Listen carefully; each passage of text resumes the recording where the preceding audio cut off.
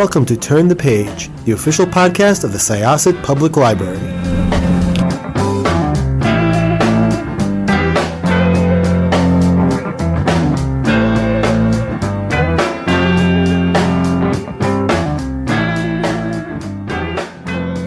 Hello, everyone. Welcome back to Turn the Page. I'm your host today, Jen, and I am joined by a researcher and a writer who is here with a fascinating and I think very important book to discuss today. Welcome to the show. Could I ask you to introduce yourself and your book, please? Oh, absolutely. So I'm Dr. Hannah Durkin.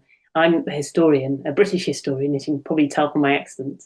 And I'm the author of The Survivors of the Clotilda, The Lost Stories of the Last Captives of the American Slave Trade, which is about the survivors of the Clotilda, the last US slave ship, which docked in Mobile Bay, Alabama in July 1860.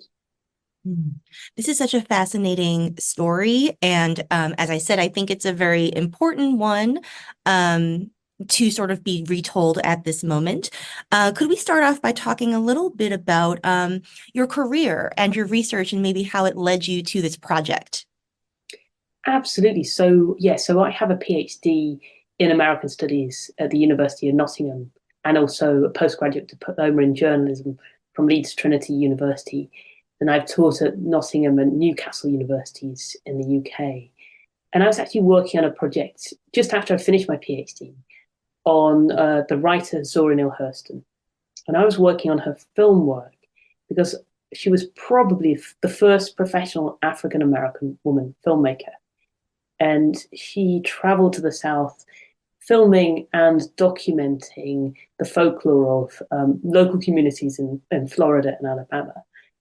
One of the people she documented and filmed was a man named Cudjoe Lewis, or Kazula, who was long thought to be the last survivor of the Clotilda slave ship and the last known Middle Passage survivor. But Hurston also alluded to another Clotilda survivor that she'd met in a letter to her fellow writer, Langston Hughes, and she didn't name the woman. But while I was looking at the films, I was trying to identify the people in Hurston's films. So I looked at this posthumously published book, this book of hers that wasn't published till about 2001. And in one of the appendices in that book, there was a list of people that she interviewed when she traveled through the South. And I noticed that one of the people was born in Africa. So one of the people was listed as Sally Smith, born, I think it's Tarkwa, spelled Tarkwa in the book, Gold Coast, which is present-day Ghana. And that's not correct, but that was enough to tell me that this was a fellow Clotilda survivor. And this was the woman mentioned in the letter. So I tried to find out information about this woman to try and tell her story, because I realized she'd been written out history, and so I tried to do that, and it spiraled into me identifying other Clotilda survivors.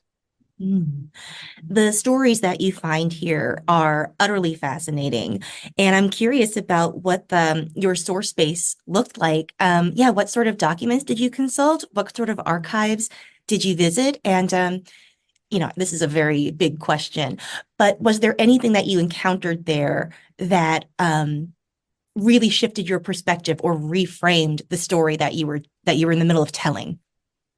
Yeah, so I mean, I benefited very heavily from recently digitized material. So this was a story that would have been much harder to tell just maybe 5 years ago, 10 years ago.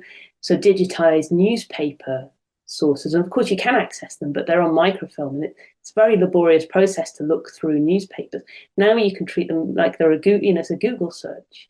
It's still hard because most Clotilda survivors weren't named as Clotilda survivors. They might just be named as Africans or old Africans, or so some broad allusion to an African person in a newspaper interview, or they might be mislabeled as a Wanderer survivor, and the Wanderer was the penultimate US slave ship, which docked in Georgia about 19 months before the Clotilda voyage. I also leaned very heavily on genealogical records, and this was all very fragmented material. I mean, I was doing a lot of the research for this book while we were in lockdown, and as a British passport holder, I wasn't actually allowed into the US but the Mobile Public Library Clotilda archive is digitized. You can access it online. So pretty much everything I needed to access historical books that might allude to the Clotilda survivors. So much of it had been digitized that I could do so much of it from my computer. So I benefited hugely from that. And also, I think maybe one thing that really maybe didn't change my perspective, but this was a point where I realized that this was probably a book rather than a series of articles or a few articles. It was when so I had to compare. What I was doing was comparing census data, looking for people who are African born, looking for them in clusters, looking for children of African born people to try and trace their ancestry back. Now, census data can be very unreliable. The person can be listed as African born on one census and Alabama born or South Carolina born on another. So they're not necessarily that trustworthy for confirming origins. But I noticed that a woman I suspected was a Clotilda survivor was living in Wilcox County, living in Rehoboth, Wilcox County in 1880. And then I realized because her husband's name was the same and her children's name were the same, that I found her in Mobile, Alabama in 1910. And I realized that she'd traveled down, she'd found her way back to her fellow Clotilda survivors early in the 1880s with another Clotilda survivor. And they find their friends and they find their relatives. So not the woman I'm talking about, I don't know that she was related to any of the other Clotilda survivors, but the man she traveled with was. He reunited with his sister when he traveled to Mobile. So this, after 20 years of separation, they find each other. And I realized that, this was when I was making real connections and finding real human stories, I think. Wow. Yeah, there was one story in particular that spoke out to me, Dinah. Yeah, and the stuff that you get from her great granddaughter, it revealed something so interesting to me, which really is, sort of the intergenerational nature of the aftermath and the trauma of the, Atlantic slave trade, that this was something that had impact in lives far beyond that time period itself. So could you talk about yeah, I guess the people that you encountered who were, the offspring and the relatives of the survivors, what was reading that material like? Yeah, so in some cases I was able to communicate with descendants. In other cases, this was material that had been saved by their descendants or by historians. So Dinah Miller's great granddaughter died at the beginning of maybe around 2005, perhaps. But she was interviewed by art historians a few years before that. And so she recalled these rather traumatic conversations with her great grandmother, Dinah Miller, and in which the stories of her kidnap, enslavement, and were being effectively beaten into her descendants. So she really was so determined that her descendants would remember these stories of the crimes that were committed against her. And those crimes included being forced to share a cabin. So Dinah Miller was about 13 years old when she was trafficked across the Atlantic with her mother and brother, and she was separated from her family. And she remembered or understood that she'd been sold for a dime, which of course wouldn't have been right, but there might be some token gesture that was passed between those involved in the Clotilda crime. But so Dinah is forced into a cabin with grown men to have children, basically, during slavery. And Dinah Miller was identified by art historians as potentially was one of the early leading figures of the Gee's Bend quilting movement, which is an important quilting collective in Wilcox County, Alabama, whose unusual sort of abstract shape, brightly colored quilts have been likened to West African strip weaving. And the Clotilda survivors actually came from a community, Oyo State in Nigeria, that was well known for its quilting, and men and women quilters, strip weaving traditions. And of course, other Clotilda survivors, like the woman and her male friend, who find their way down to Mobile. They're living in Rehoboth, or they're enslaved in Rehoboth, which is right next door to Gee's Bend. So there are all kinds of connections between the Clotilda survivors and the Gee's Bend quilting community. I'm so glad that you brought up that quilting community, because I found that story to be utterly fascinating. And it connects to another very important thing that the book does, I think, which is recovering women's voices, especially from this time period and the women who were enslaved into the system. And could you talk about maybe the function of these quilts in the community and sort of how they functioned? I was just so fascinated in how they sort of like were these containers of memory, like, could you talk a little bit about that? Yeah, absolutely. I mean, that they're so striking as kind of celebrations of artistry within a society, creativity within a society that doesn't give an outlet for that, or doesn't, these hard, barren lives, they're still finding ways to create. And of course, these are communities of women who are gathering together to make quilts. And these quilts are often made of materials of lost loved ones. It might be a lost husband or a lost child. And so they're acts of memorialization themselves, the way, like, they're functioning like photographs really would have done if they had access to photographs. It's almost another version of the conversation that Dinah was having with her daughters and granddaughters. It's a way to keep that memory alive, and I think that's another thing that struck me is that, before I was a librarian, I was a medievalist. So everything in the past 200 years is sort of recent to me. But, it really struck home. This is living history, like these are people whose relatives are still alive, perhaps, and, whose memory still exists, like sometimes in these physical forms. Could you talk a little bit about maybe I should have front loaded this question, but we'll hit it now.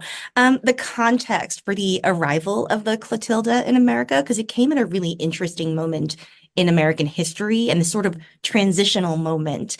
Could you explain that context a little bit? Absolutely. So the United States bans its slave trade in 1808, and it makes it an act of piracy in 1820, which means that if you're caught doing it, you can be executed. It's a capital crime. But the transatlantic slave trade doesn't end. It's mostly centered on Cuba in the 1850s, but a lot of the ships that are traveling the Atlantic and trafficking people are US-built ships. So the US has a major indirect role in this illegal slave trade.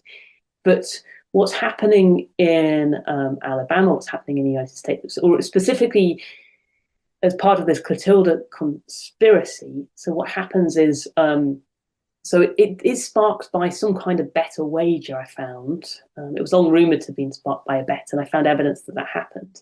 But the people involved are zealots, basically. They're radicals who obviously want the slavery to continue, but they want to really reopen the US slave trade. And so they're very closely connected with leading figures in the secession movement. And of course, association doesn't prove causation, but it's really striking how closely connected some of those people are.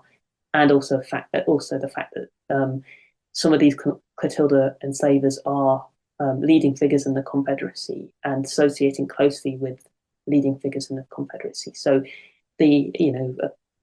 certainly the Clotilda survivors would have been extremely visible because some of them are imprisoned in Montgomery, which is the first capital of the Confederacy. Wow. And finally, to wrap things up, I'm also very curious about how this tied into your work with the History Museum of Mobile. I think it's really fascinating that museums like this are in this moment where they are confronting their own history of how they have presented these people and their stories in the past. So could you talk a little bit about the work you've done there and perhaps how these stories tie into what that museum's doing right now? Yeah, absolutely. So I was asked to help name Clotilda survivors for a memorial wall. And it was before my book was finished, so we couldn't really add all of the names at the time. So they've just established a heritage house in Africatown. So you can go to visit where the Clotilda survivors who were sent to Mobile lived. So you can visit the community there. Unfortunately, there's a highway that cuts right through this community, but the Heritage House has this really great exhibition to Clotilda survivors. And we're actually working now my book's been published, we can update this memorial wall, and we're going to make sure as many names are on there as possible so we can memorialize as many of the Clotilda survivors as possible. My book certainly doesn't name all 110 Clotilda survivors, but we get much closer to that number now. So hopefully we can continue to, we'll do that, but pay proper, tribute to the Clotilda survivors. And also, I work closely as well with the Clotilda Descendants Association, which of course is closely associated with the Heritage House. and I'm aware that because I was identifying Clotilda survivors as I was writing the book, there must be a lot of people who don't yet know they're descended from Clotilda survivors. And I'm trying to help, whenever the Clotilda Descendants Association is trying to verify somebody is a descendant, I'm always ready to be on hand to, if I can, be of service and help, help to make those connections, family connections, and connect people with their heritages. Wow. That's really cool. And it's a really great example, I think, of how history can be something that, to put it very vaguely, does something in the present. These stories are really vital, and it's a very important discipline. So thank you for, sharing this project with us and with our listeners. I'm really excited for them to read these stories. Just before we wrap up, are you working on anything new now? What is your sort of next project, if you know anything about it? Yeah, I haven't quite decided, simply because I think I spent 8 years doing this, and I want to do. It's hard to think of something that can feel as important and as necessary, and as wanting to reclaim people's voices and history is obviously what I want to continue doing. But in the meantime, I will, if I can, help more descendants trace their lineages and their heritages. So that's what I'll be doing for the next few weeks or months, I think. Excellent. Well, thank you again for coming to speak with us. Listeners, it's now your turn. The Survivors of the Clotilda, The Lost Captives of the American Slave Trade is available now. When you hear this, it's available now. It'll be available when you hear it. So check it out. Go to your favorite library or independent bookstore. Thank you so much for joining us. It's now time to close this chapter. It's time to close this chapter of Turn the Page. Join us for the next episode.